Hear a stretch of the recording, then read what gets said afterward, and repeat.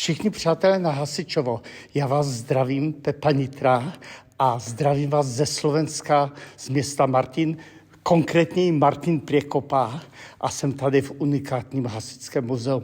Já se nestačím divit a provází mě tady Petr Bryš. Ahoj Petře. Ahoj, zdravím tě. Prosím tě Petře, řekni mi něco o tom muzeu, jak je velké, co tady všechno můžeme vidět, to je něco úžasného. Tak teší nás, že ste nás prišli pozrieť a nachádzate sa vlastne v Hasickom múzeu, ktorý je v bývalých vojenských skladov.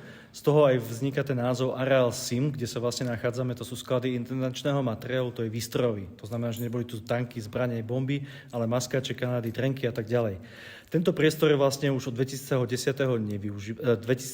nevyužívaný a my sme sa tu dostali ako občianske združenie, ktoré založilo myšlienku Hasičského múzea na Slovensku, ktoré sme žiadne nemali, v 2010. Máme tu úžasnú zbierku vlastne konských strikačiek, je ich tu viac ako 24. Potom tu máme vlastne zbierku medzinárodných uniforiem, ktoré máme už momentálne v počte vyše 130 kusov a momentálne prebieha rekonštrukcia týchto priestorov, kde budú umiestnené. Já tě zastavím, protože ty uniformy ty mě zaujaly nejvíc. Prosím tě pěkně, jak to scháníte? Já si myslím, že taková sbírka, já neznám větší sbírku. Ďakujeme. Áno, je to, dá sa povedať, najväčšia zbierka medzinárodných uniforiem z celého sveta vlastne v strednej Európe. Používame to tak, že vlastne oslovujeme priateľov známych, ktorí vlastne sú vycestovaní v celom svete, prípadne cez veľvyslanectvá, obchodné komory a cez zberateľov. To znamená, že klasickým spôsobom oslovujeme ľudí, ktorí sa tomuto venujú v iných štátoch a vymeniame buď za československé alebo slovenské, ktoré momentálne máme. Ale hlavne to bolo cez tie veľvyslanectvá. My jsme teď ve velkém prostoru, kde jsou konské stříkačky, vlastně tady začíná ta historie slovenského hasičstva, ale prosím tě pěkně, čím jste začínali? To najednou jste přece nepřišli, my máme tady 20 stříkaček, tak je tu dáme. Tak tá tradícia je tu v tejto časti vlastne Martina veľmi dlhodobá. Spolupracovali sme v minulosti so Slovenským múzeom dediny vlastne v Skanzene. Sme robili ukážky už od 70. rokov, kde sme chodili vlastne s klasickou konskou striekačkou na ukážky a to ľudí veľmi zaujalo, že ako to kedysi fungovalo pri tom hasení, akí boli organizovaní tí hasiči. No a videli sme ten záujem a zároveň sme si aj uvedomovali jednu vec, že na Slovensku nebolo žiadne hasičské múzeum otvorené v tej dobe, kedy sme to zakladali v 2007. Mali sme takú malú, dá sa povedať, vlastivednú ukážku v rámci Prešovského múzea Človek a oheň, ale aj to bolo v tom období zavreté, takže sme sa inšpirovali vlastne priamo aj od vás Čiech, že vlastne keď sme boli pozrieť ako s výletom hasičským v Přibyslaví alebo v Litomnežiciach na slavnostiach, že ako sa to dá spraviť, ako sa dá krásne prezentovať vlastne táto krásna história dobrovoľných hasičov. No a dali sme si takú úlohu, že postavíme také hasičské múzeum aj na Slovensku. Zároveň sme vlastne bojovali s tým, že sme nemali priestor. Mali sme jednu konskú strikačku, 2 motorové, no a dostali sme sa vlastne k takémuto krásnemu priestoru tohoto vojenského areálu, ktorý má viac ako 12 hektárov. Tým pádom vlastne máme tu veľký priestor na to umiestniť tu aj veľkú techniku, aj malú techniku a sa tu rozvíjame. No.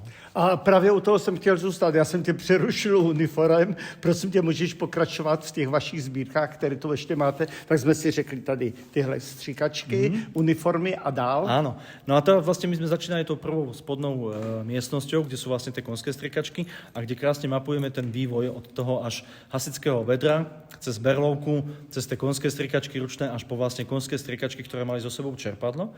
Na poschodí pokračujeme v ďalších miestnostiach, kde sú už vlastne prívesné motorové striekačky, ktoré vlastne už slúžili tým, že vlastne ich vedel viesť buď to nejaký traktor, alebo vojenské vozidlo, alebo takéto vlastne sa dostávalo na to miesto určenia, kde sa vlastne hasilo. No a tam je tiež vyše 30 týchto motorových striekačiek rôznych typov, od stratilka, holečka, všetkých možných. No a tam vidíme aj vlastne drobnú techniku, ktorú vlastne používali hasiči, vlastne či už toto hadice, prúdnice, rôzne ejektory a ešte, ktoré by som chcel vlastne zdôrazniť pri týchto konských strikačkách, čo som zabudol, že je tu krásna zbierka vlastne vývoj hasiacich prístrojov. Čo tiež patrí vlastne k hasičine veľmi a je to podobne staré, ako vlastne vôbec boli konské strikačky. To ľudia nevedia a tu to krásne mapujeme túto vlastne časť histórie. No a pokračujeme vlastne tou motorovou sekciou, no a odtiaľ sa presúvame už potom k tej najmodernejšej časti, kde už sme zažili aj my tie 90. 80. roky, TPS 8, 16, 12 a tá technika, ktorá vlastne vyústila vyústil až tomu k tým špecializovaným vozidlám, či už to boli odsávače dymu, elektrocentrály a vlastne aj zariadenia, ktoré dneska slúžia najviac pre hasičov, lebo častokrát vlastne najväčšie zásahy sú technické a k haváriám. To sú vlastne veci, kde končíme vlastne v tejto prvej budove Hasičského múzea.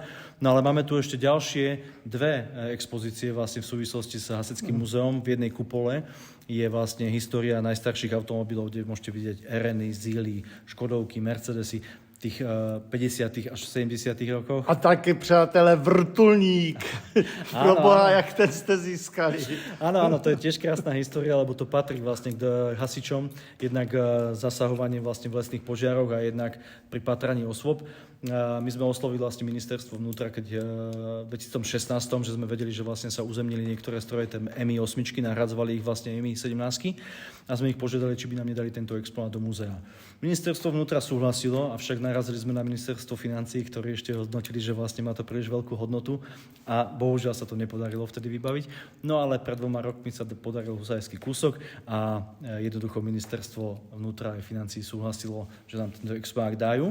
No ale to bol len začiatok problému, lebo samozrejme samostatný vrtuľník má 25 metrov a vrtuľník stál v Bratislave na letisku. Ako ho dostať do Martina? Takže to bola obrovská výzva, v podstate akým spôsobom transportovať takýto veľký kus techniky týmto spôsobom vlastne do Martina. Hej. No, tak nakoniec sa nám to v septembri minulého roka podarilo a sme ho rozdelili vlastne, najprv ho kolegovia 3 dní rozoberali, to znamená piesty, vrtule, všetky veci sa najprv odčistil, ostal len samostatný skelet, drak sa to volá v podstate v ich terminológii a ten sme naložili na kamión príves, ktorý mal vyše 18 metrov a prevážali ho tu vlastne v noci, aby sme teda neobmedzili nejakú prevádzku.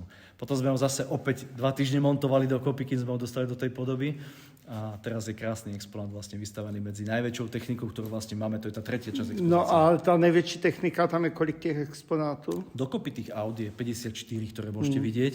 Je to od v podstate tých klasických AVI 148, potom je tam rôzne rebríky. Bedford je tam najstaršie vozidlo, ktoré je vlastne z Anglicka, také netypické s tým, že vlastne má volant na opačnej strane.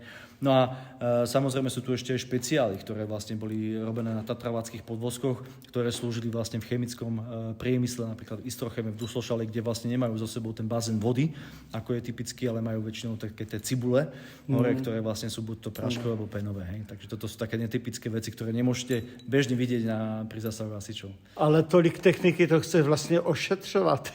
Už jenom ty kola nafúkat. To máte pravdu, to je večný boj. V podstate my len týždeň fúkame kolesa, kým sa nám to podarí dostať do takej podoby. A zase opäť to je taký kolotoč dookola, lebo tie kolesa, viete, aké sú to. Kolik lidí se o to stará? No, reálne na papieri, ako všade to funguje, takže máme 70 členov, ale pravdu povediac, keď máme väčšiu akciu a brigády, tak je to okolo 25 členov, no ale reálne takých 6-8 sa tomu venujeme tak naplno.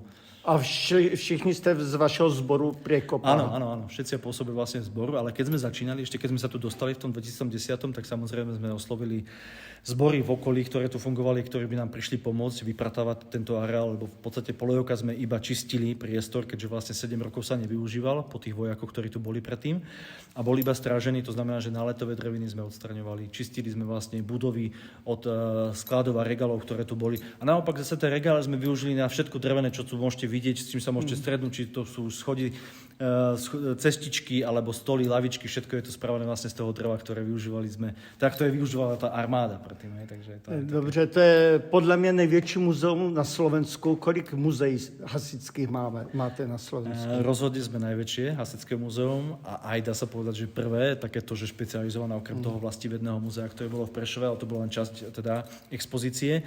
Vznikajú teraz ďalšie, máme v Šamoríne, máme vlastne v Senci, vlastne vznikajú takéto múzea, ale tým, že vlastne máme takýto obrovský priestor, vyše 12 hektárov, ktorý nám umožňuje práve uskladiť napríklad aj veľkú techniku, kde sme vlastne napríklad, keď boli u vás v Šibislave, tak samozrejme ten hrad, ten mal obmedzenia, kde sa vlastne dalo obmedziť tých 50 aut, musíte proste niekde dať.